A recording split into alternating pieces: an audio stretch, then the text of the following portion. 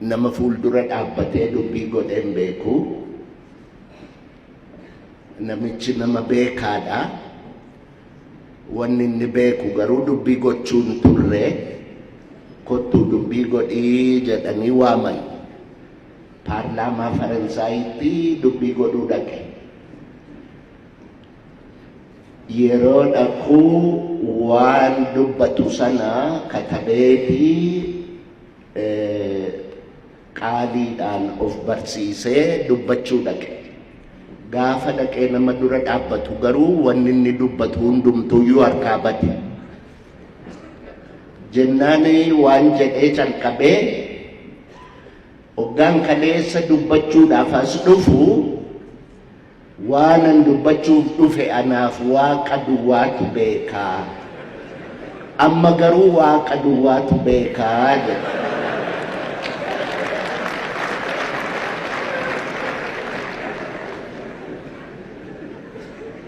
Kan gosa akka nama fakkaata. Waa'een Oromoo yoo dubbatan miidhaan Oromoo irra ga'e yoo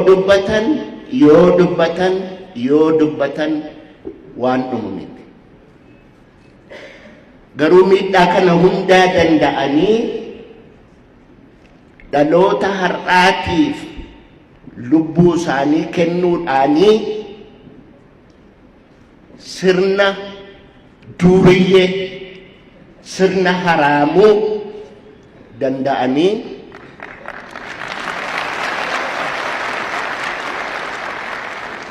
afaanni Oromoos akka as gahu seenaan Oromoos akka badee hin awwaalameen dhabamne gochuudhaaf warra lubbuu isaanii kennan isaanii warra barabaraan jiraatu warri akki Abubakar Muusaa maqaan isaa har'aasitti hin ka'in guyyaa qubee kanaan waa katabuun dhowwaa ture. Halkan ijoollee walitti qabee ammayya amuumaa ajjeese abbaan addeessaa aduudha addooyyeetti oduu odeesse bakkaafaaf bakakkoof bofu boraatii bofaa barbaadu bareeda birraa barana badduus badeensi barbaada caalaa caamaatiif mucaa caamaa sana kan utuu mucucaanne cehee cuncuna coree miicee cuunfee micciiree coqorsa caffee caamaa isin cufti callisaa caqasaa jechaa ijoollee barsiisaa ture. Abubakar Muusaa leenca ituu humbannaa ajjeesanii waraabessi nyaate. Dargiitu ajjeese. Abubakar Muusaa, Sheek Bakrii Saphaloo warri kun warra ijaajjee ilmaan haraamuutiin mormee qubee isin har'a jettan kana qubee isin akka har'a qoosaatti barattan kana nuyi halkan dukkana keessa dhokannee baran akka inni ifatti ba'uu fi warra akka Abubakar Muusaa fa'itu warra akka Sheek Bakrii Saphaloo fa'itu lubbuu isaanii kenna. Qubee amma jettan kana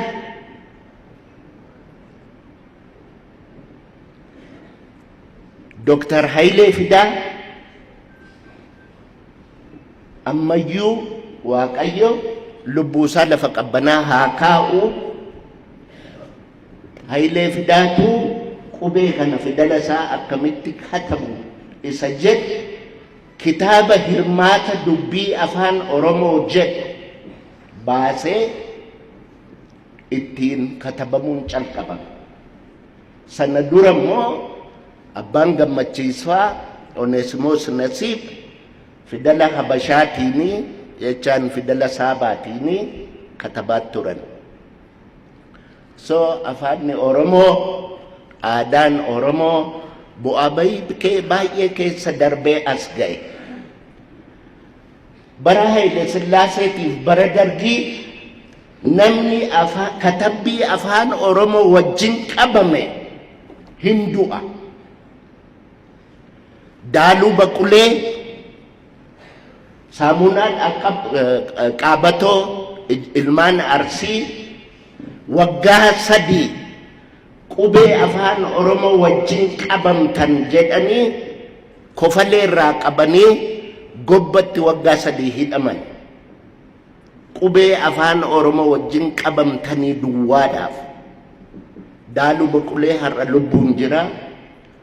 Saamunaa Dhaqqaboo lafanni jiru hin beeku. Ijoollee Arsii, Leencaa Arsii, ijoollee qubee afaan Oromoo dhoksitee bara Abubakar Muusaa sanaa halkan dukkana keessa warra barsiisaa turedha warri kun. Warra akka Phexros Jaarraa, warra akka Ashannaa fi Waddeessoo, warra Waddeessoo Jaarraa, Leenci ilmaan Arsii, warri Utaawayyuu wal'aansootti hin qabee Ashannaa fi Waddeessoo jaarsa waggaa 7 sadiif garafan. Nuyi kana sodaannee bara Dargiitiif bara Haile Sillaasee waan katabne qubee waan katabne dhoossinee qaaliidhaan mataatti qabannee ulfaataan Dr. Nagaasoon addana jiru bara 64 Dambidolloo irratti akka itti nafxanyaan Oromoo irraa lafa fudhate walaloodhaan diraamaan dhiyaate. Diraamaa sana kan katabe ana ture. Yeroo Amaartichi gaafa sana afaan Oromoon beeku, Oromoon afaan Amaaraan beeku, yeroo waliin makanii dubbatan lafti kun lafuma abbaa saatii kan inni abaabayyuudhaan irra ture nafxanyaan dhufe. Lafti kun Hazaaree ጀምረው ይኸው ከኒኮቲ ትእዛዛም ጥቻለሁ አቺ ጉባሳና ከሀገር ግዛቲ ሁለተኛ አትድረስ የምቦዮ ጀቷሞ ይግባኝ ፉቴ ደርቢቲ ሙጉቲ ጀዳል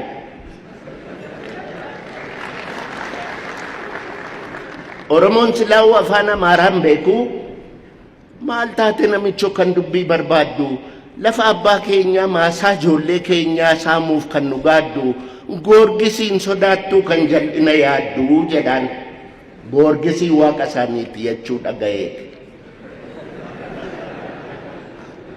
Tokko si himeeraa hatataa'u yiqiri ti'izaazii mangistiidhaa yellowum kirikiri ani kan si himuu yoo barbaadde mikiri yeekkulii sitti kennaa laficha ayi xifaa fiqirii jedhaan. Warraajii dhageenyee har'ammoo jarana lafuma abbaa keenyaa maasaa ijoollee keenyaa qixxee fuudhuuf taana irrattan si gobamee kottuutti dhiira lafaaf lafee ofii wajjin du'uun seera qaradheensi eeboo koo bakaraa jedhaan. Oromoon gaafa sana wanjalanyaa maqicaa fitaabeerii waan jedhan kanan beeku lafa ofii eeboodhumaan eeggatu jedhee yaada.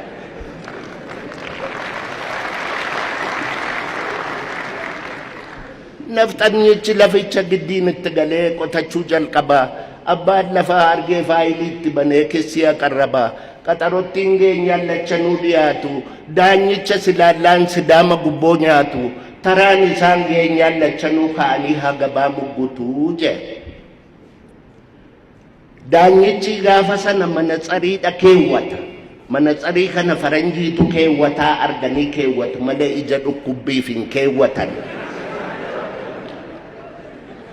Manatsarii liishoo funyaanitti gadi butee Oromticha kanaan anti መንግስት ያላወቀህ ጠጋበኛ እንዴት ታስጨንቃለህ የንጉሴን ነፍጠኛ ትእዛዝ አምጥቷል ይሄው ከሀገር ግዛት ዳኛ ፖሊስ በሉ እኮ ወስዳችሁ ሰዱት በቁራኛ ያኒ ነምቸ ፖሊሲን ጫማ ባለ ቆራቲዳን ኢታ ፉዴ ከርቸሌ ቡስ ከርቸሌ ጊዜ ቀጠሮ ጀዱ ፍርዲን እንጅሩ waggaa sadii karchallee taa'ee ilmaan isaa manaa beelooftee achi taa'ee karchallee taa'ee geerar jiguu diddee karchalleen jiguu diddee nutubaan ishee hoomii kan dhaabaan ishee waddeessaa jaarsattiin du'uu diddee jaarsayaan maballeessaa firri waasii nu didde kana lagaa wal geessaa wal keessaa walal gubbaan hurriidhaan ayyaade kaamucaa koo ishee funyaan furriidhaa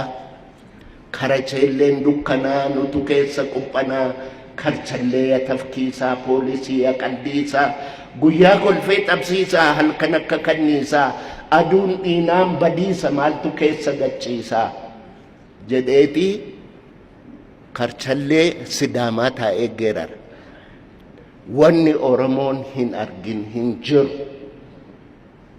tabbi innittiin aadin hin jiru ijoolleen keenya ijoolleen qubeen tolatti argame jettanii yaaddan qubeen tolatti hin argamne ijibbaadha Oromoon utuma barumsi faranjiyyuun dhufin barumsa ofii qaba soraa guyyoo soraa sororoo saafee alii soraa guyyoo barqaa wadadii diilee dagaa soraan badde sororoon subbaan badde gochii boddee bade gorsa wallaalee Oromoon gaaraa mukatti bade gaafa jedhanis inni kunis waanuma barumsaati waan ittiin Oromoon seenaa walitti dabarsu ture awwaadide alaabaan taba dide burree marrachuu dide afaan sooddaa yaa'uu galaanni dide waan mal gubbaa ejjuu dhaddachi dide gaafa jedhu sanas waanuma inni ittiin ijoollee isaatti seenaa dabarsuudha leenci akka Abubakar Muusaa leenci akka Sheek Bakrii Saphaloo leenci akka Girshaa Aagaa obbo Girshaa Aagaa warra Gimbiiti ijoolleen isaa amma Isaayyaas Girshaa kan jedhamu tokko biyya Ameerikaanii jira Biyoonaas yaa fakkeenya Xaaliyaanii yoo barbaadde bayi birraa ganamaanii yoo didde si waraanna eeboo qaramaanii kan inni jedhe gaafa afaan Oromootiin hin dubbatinaa jedhanidha wallaansoo dhumaan dhufnee as geenye wallaansoo dhumaan dhufnee as geenye gaafa Amaarri lafarraa fudhatee loon gadi bobba'ee dambaliin ga'uu dadhabee ol bobba'ee cilaaloo ga'uu dadhabee Arsiin maal jedhe loonni Arsii maal jedhe ol bobba'ee ciliyyoon hanqatu gad bobba'ee dambaliin hanqatu diinni waan taamure haa rakkatu warri Arsii as jirtan nan sobe moo dhugaan dhaadadhe eeyyee isa dhugaayyuu himneen fixnu kanaafuu Oromoon isa dhugaayyuu himeen fixu kanaafiyyuu wanni soban hin jirtu Oromoon kan jedhe lafa dhugaan hin jirre nagaan hin jiru jedha warri waa'ee nagaa haasa'anii dura dhagaa barbaaduu tirreera yoo dhugaan iddootti hin deebi'in nagaan iddootti hin deebi'u kana quba qabaadha leenca akka Haayilee Fidaa akka lukkuutti qabanii dhoksanii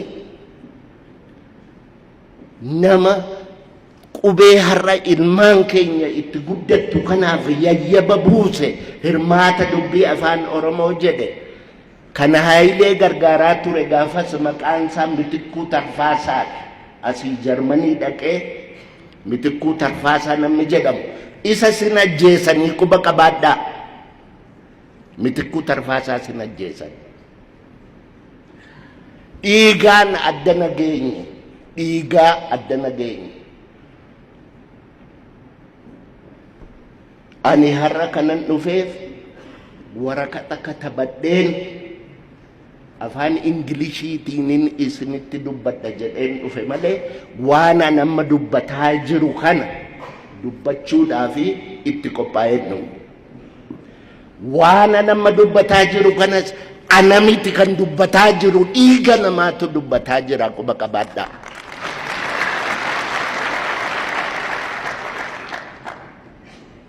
Abadan Oromoon abadan garbummaatti hin deebi'u, kana quba qabaadhaa.